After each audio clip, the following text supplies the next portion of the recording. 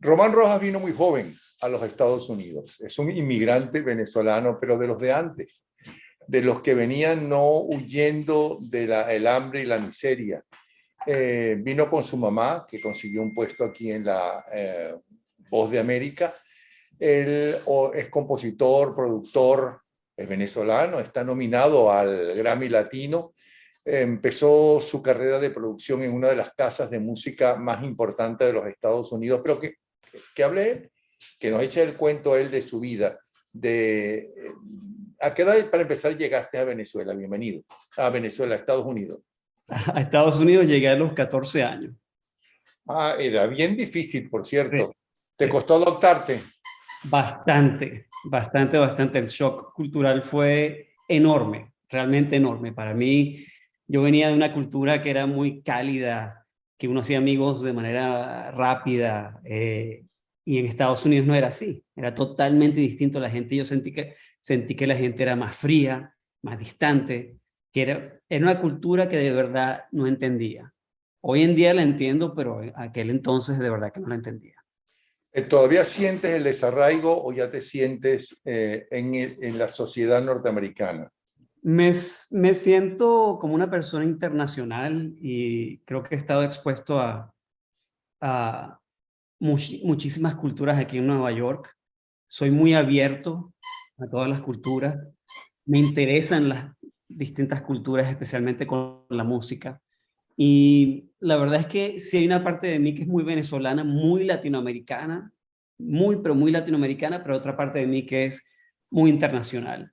Y me siento muy identificado con la vida neoyorquina, que tiene ese elemento internacional que se ve en el subway, en las calles. Yo vivía antes en Queens, está justo al lado de Manhattan, y Queens realmente tiene gente de prácticamente todas partes del mundo.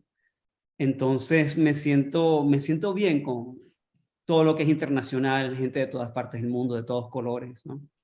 Bueno, primero te felicito porque ya solamente estar nominado al Grammy Latino ya es un éxito, ¿ok? Ojalá lo ganes. Y nos vas a hablar por qué estás nominado, es decir, en qué especialidad. Pero a los 14 años, ¿qué añorabas de Venezuela? La La gente, gente, ¿cuál gente? ¿Qué gente? bueno, toda la gente venezolana en general, mis amigos que dejé atrás, mi familia, yo era muy cercano a mi familia, y me fui de Venezuela en un momento que me estaba convirtiendo, bueno, pues estaba empezando a ir a las fiestas y a salir, y estaba empezando a disfrutar todo eso, y llego a los Estados Unidos y todo eso para completamente. Llegas Cuando con tu llegué mamá, porque tu mamá consigue un puesto, correcto, en la Voz de América. pero tu papá no está presente. No, mi papá está en Venezuela. Estaba ¿Él todo, se queda en Venezuela o ya estaban divorciados? estaban divorciados desde que yo tenía 1 año. Caramba. Ajá. ¿Y quién fue tu papá? Se llama Román Rojas Cabot. No, no, ¿quién fue realmente tu papá? ¿Quién fue mi papá? Sí, ¿quién ocupó el puesto de tu papá? Buena pregunta. Bueno, eso no ocurrió hasta que yo cumplí 17 años, más o menos, que mi mamá conoció a un americano, se casó, y este señor ocupó el puesto de papá.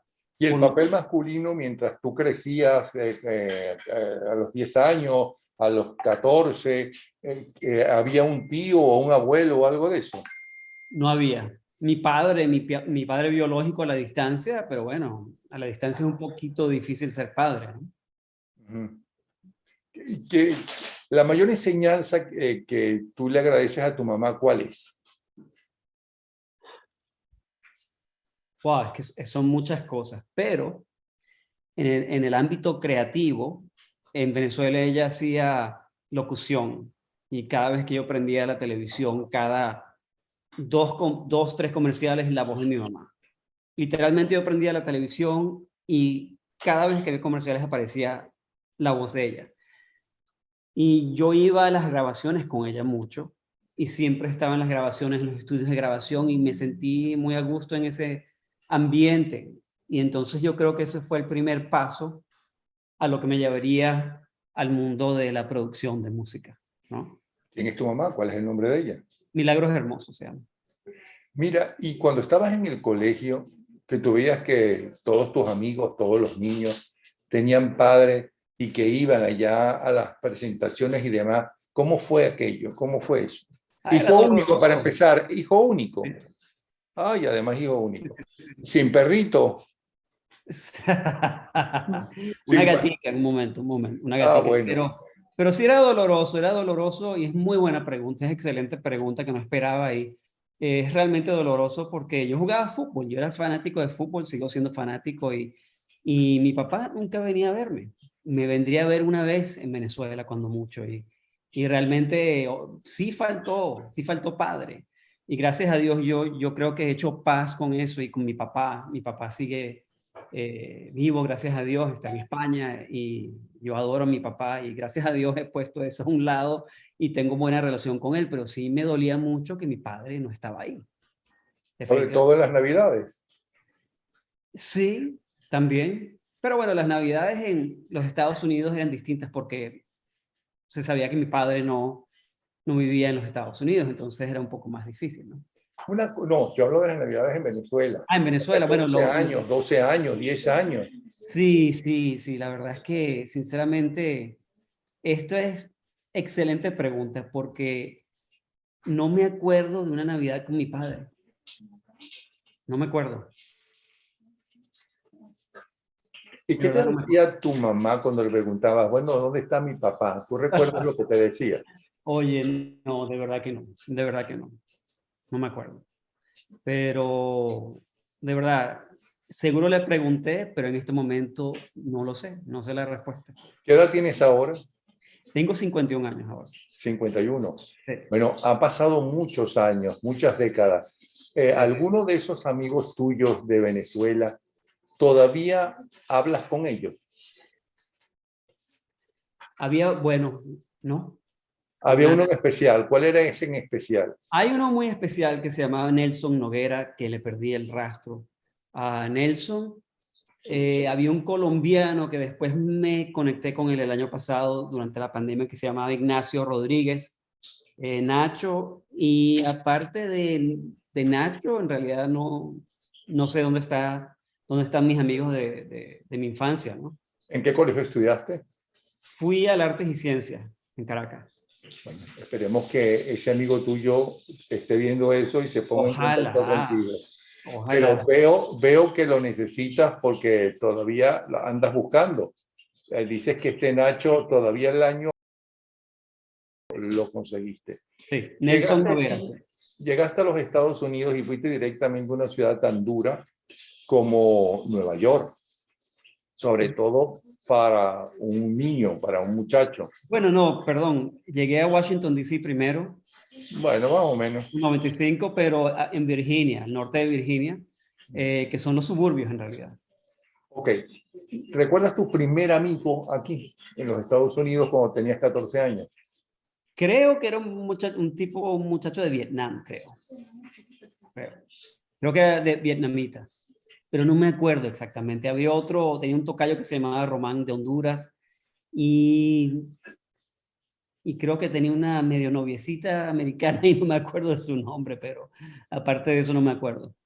Evidentemente no fueron tan importantes como esos dos que mencionaste que dejaste a los 14 años Correcto, en Venezuela. correcto. Pasajeros. ¿Por qué? Pues sí, y ya, así fueron. Yo de mi experiencia en lo que llaman el high school aquí en los Estados Unidos, tengo a un solo amigo que sigo siendo su amigo hoy en día. Se llama Zach, es un americano y en realidad, y nos parecemos físicamente los dos. Parece que fuera mi hermano, pero no lo es. Y él vive en Boston y hasta este día somos súper buenos amigos. ¿Y tu mamá?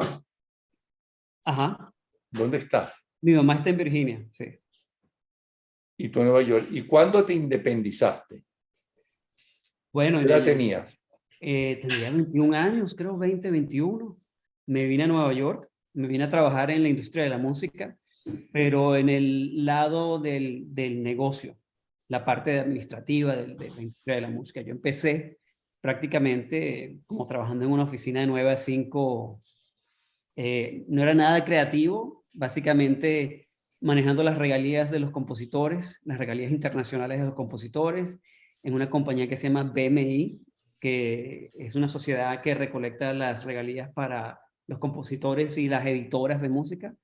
Y ahí fue mi introducción, o ahí fue que empecé a aprender acerca del negocio de la música, pues.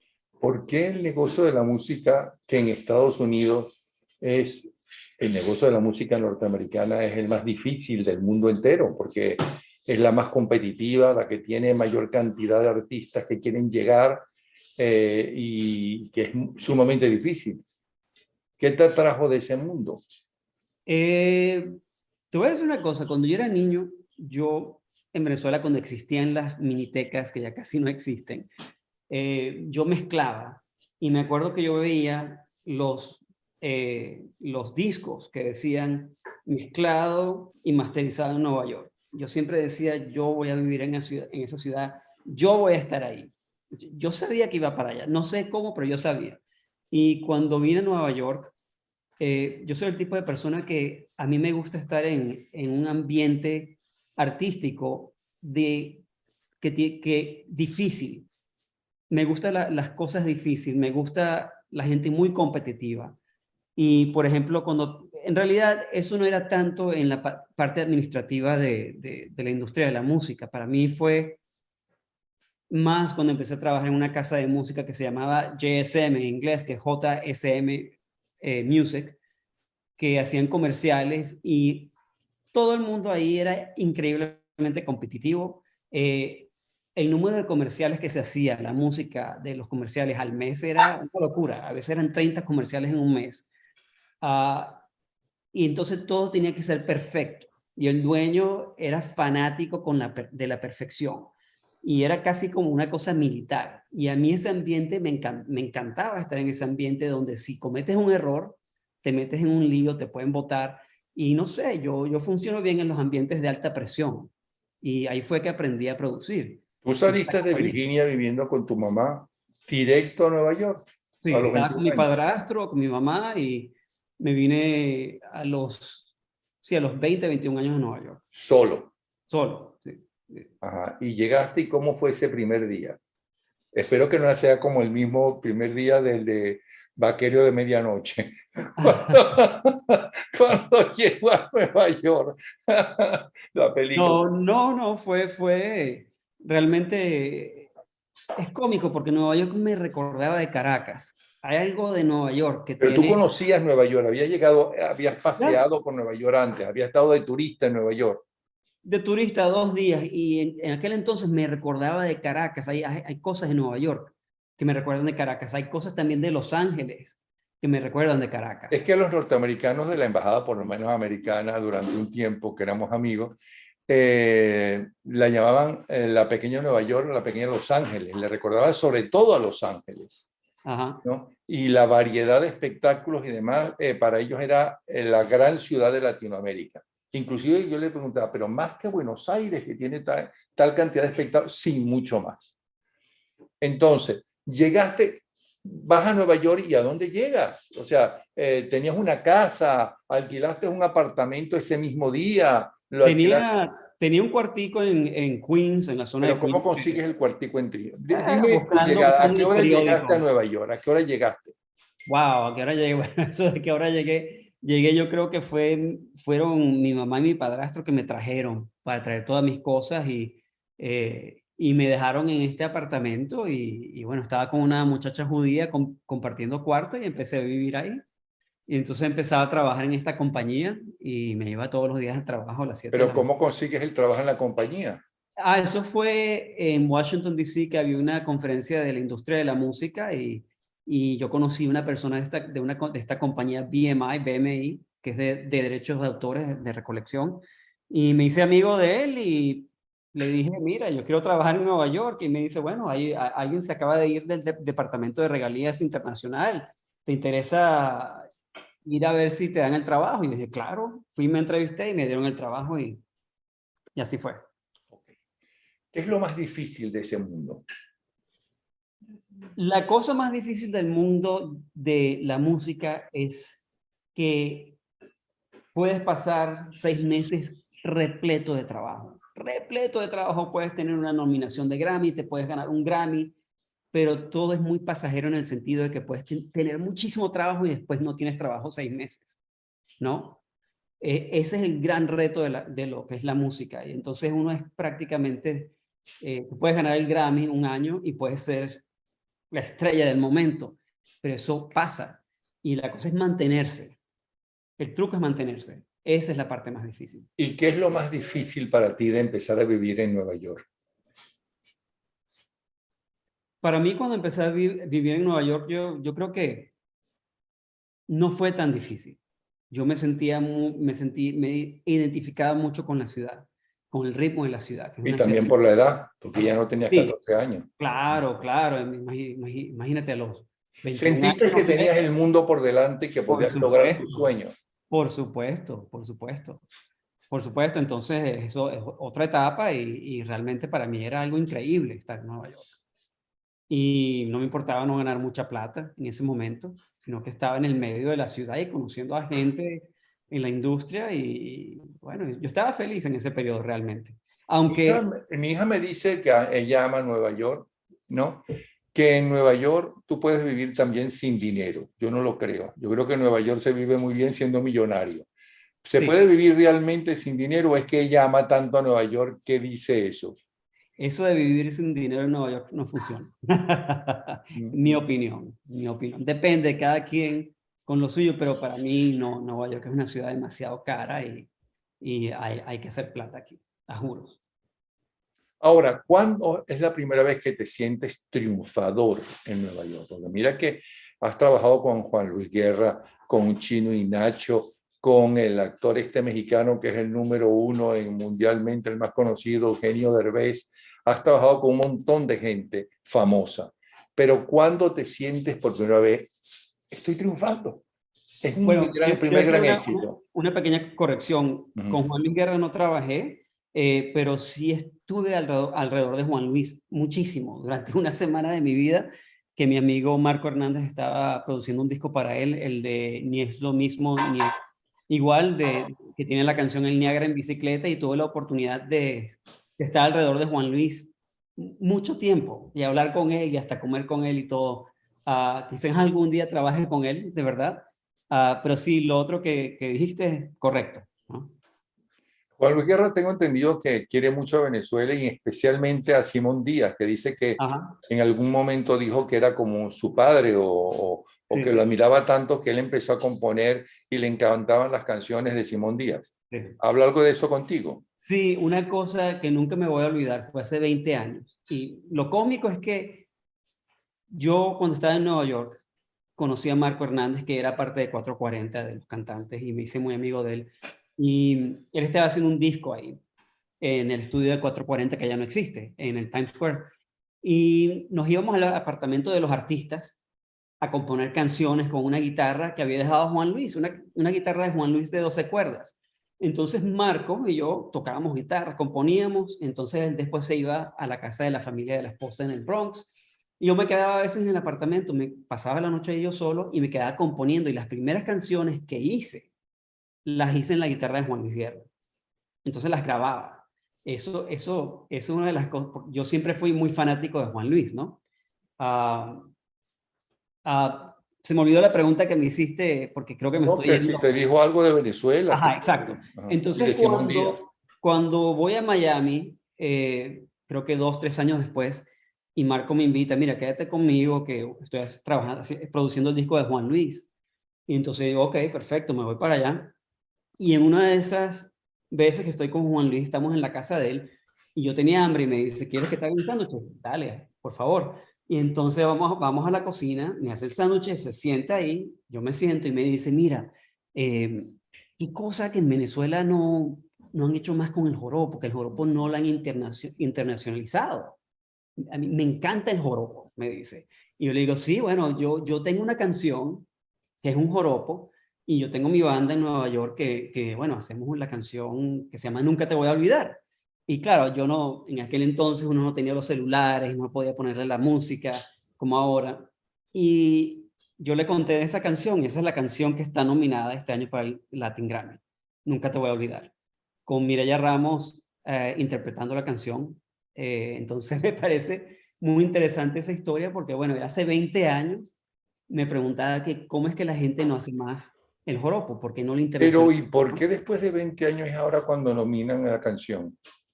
Porque yo pasé mucho tiempo haciendo música de comerciales y en los últimos años es que he decidido no meterme más a producir artistas y a trabajar con artistas.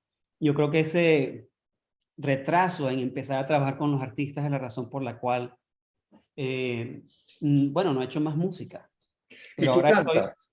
yo canto, sí, yo canto un Ah, o poco. sea que por derechos de autor no podemos poner la canción, pero por derecho, no tengo que pagar derechos de autor si tú cantas un pedacito de esa canción nominada. Bueno, el coro es nunca te voy a olvidar, nunca te voy a olvidar. Ese es el coro de la canción.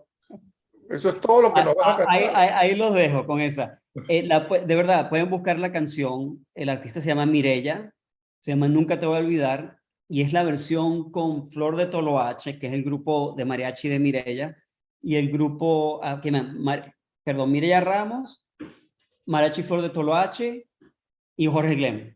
Pero un joropo cantado con mariachi, ¿cómo Es es eso? mezclado, sí, es mezclado. Es una fusión de joropo con mexicano.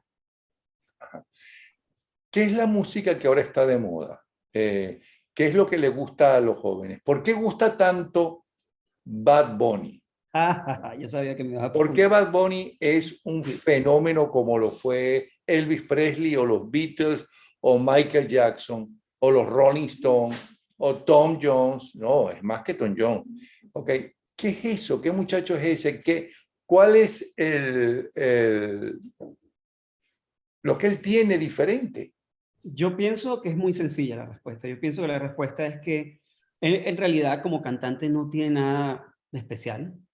Ah, yo he escuchado varios discos de él y él prácticamente hace las mismas frases, ah, los mismos intervalos de melodías en las canciones, y lo que pienso es que la gente se identifica mucho con él.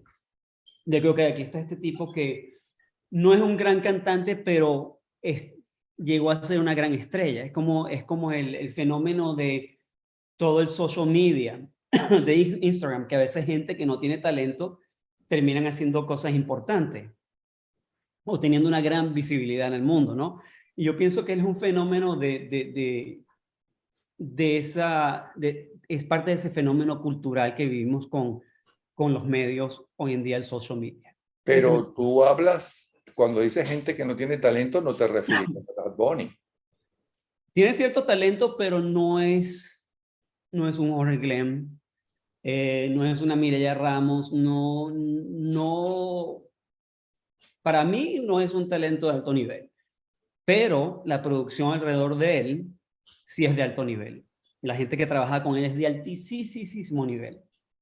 ¿Y cómo lo consiguió? ¿Cómo lo consiguió? Buena pregunta, no lo sé. Pero obviamente algo le gusta a la gente de él. Algo. No, algo le gusta A mí, muchísimo a la gente de él. ah, Además, debuta en el cine y debuta nada menos que al lado de Brad Pitt. sí, Y ahora lo acaban de contratar para trabajar en una de las películas de superhéroes de Marvel, que es lo que todo el mundo ve. correcto. En Alemania, que no entienden, bueno, es que en el castellano yo de él entiendo la mitad. Me gusta mucho ese de pregunta a la tía Titi, ese me gusta. Ajá, Pero de sus canciones, las vulgares y no vulgares, ¿ok? Porque además no es el único que canta para uno canciones vulgares. ¿Cómo se llama? La tía Titi es la que me gusta, pero entiendo la mitad de lo que dice. Pero peor son los alemanes. Me cuenta Daniela Farías, que vive en Alemania, que es un ídolo en Alemania, o sea, que tiene algo, tiene un ángel sí, especial que es hay algo ahí. importante saber. Sí, es verdad, yo estoy totalmente de acuerdo con eso. Sinceramente, yo pienso que yo puedo tener cierta opinión de Bad Bunny viéndolo desde afuera, pero yo creo que quizás si yo estuviera en una sesión con él y lo viera en el estudio y viera el tipo grabando, quizás de repente cambiaría de pensar, pero viéndolo desde afuera, para mí es un poco difícil verle el genio Bad Bunny. Para mí es un poco difícil.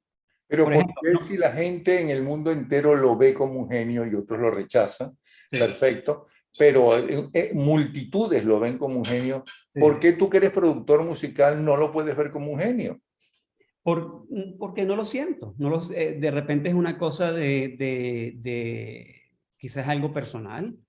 No quiere decir que no haya gente que lo vuelva loco, pero yo pienso que el genio real detrás de Bad Bunny es la producción, para mí. Porque yo he escuchado muchas de sus cosas, es más, me escuché 2 discos enteros de él y me encanta la producción de Bad Bunny, los que producen, pero me cuesta mucho escucharlo, que me cuesta. Es un cantante que suena igual en cada canción y claro, cada cantante tiene su sonido, pero bueno, como dicen en inglés, it's not my cup of tea. O sea, no es mi. ¿Y por qué Bad Bunny triunfa como triunfó? Y, por ejemplo, Jorge Glenn, a quien tú mencionaste y Sí. diste como ejemplo, no es así. Porque la música,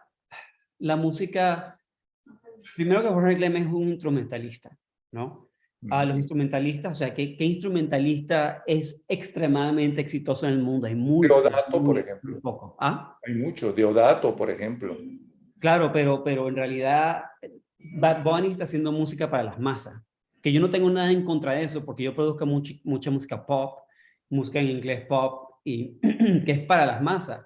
Pero la música, lo que hace Jorge Glem es mucho más refinado y no todo el mundo puede consumirla, no todo el mundo puede entenderla. Chino y Nacho, por ejemplo, con quien tú Sí, has trabajado.